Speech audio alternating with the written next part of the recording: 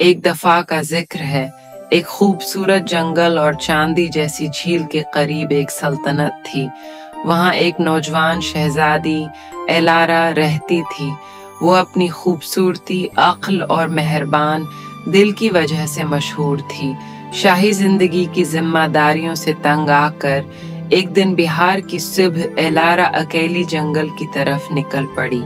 वो सरसब्ज दरख्तों और खुशबूदार फूलों के दरमियान सुकून तलाश कर रही थी। झील के किनारे पहुंचकर इसने एक सफेद हंस को देखा जो झील पर आराम से तैर रहा था। हंस की खूबसूरती और आजादी ने एलारा को बहुत मुतासिर किया। वो रोज झील पर आती और हंस से मुलाकात करती।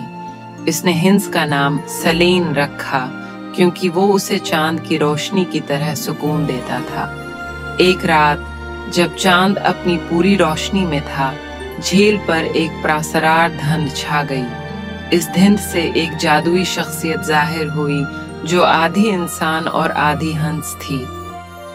शहजादी एलारा, वो बोली, मैं सलैन हूँ, एक जादुई लांत में गिरफ्तार। तुमने मोहब्बत और दोस्ती का इंतखाब करके मेरी आधी लांत तोड़ दी है। एलारा ने हैरानी से सलैन की कहानी सुनी। लांत को मुकम्मल तौर पर खत्म करने के लिए उन्हें सितारों की चुड़ैल के पास जाना था जो इस जादू का तोड़ जानती थी। एलारा ने सलीन के साथ मिलकर सफर शुरू किया। रास्ते में उन्होंने बहादुरी के कई इम्तिहान दिए और चुड़ैल का दिल नर्म कर दिया। आखिरकार लानत खत्म हो गई और सलीन एक शहजादे में तब्दील हो गया जो बहुत उर्सा पहले हसद के पास जादू में गिरफ्तार हुआ था। शहजादे ने एलारा के साथ रहने का वादा किया और दोनों ने सल्तनत में खुशी और मोहब्बत का पैगाम फैलाया। उनकी कहानी नस्लों तक सुनाई जाती रही, जिसने सबको उम्मीद और तब्दीली की ताकत पर यकीन दिलाया।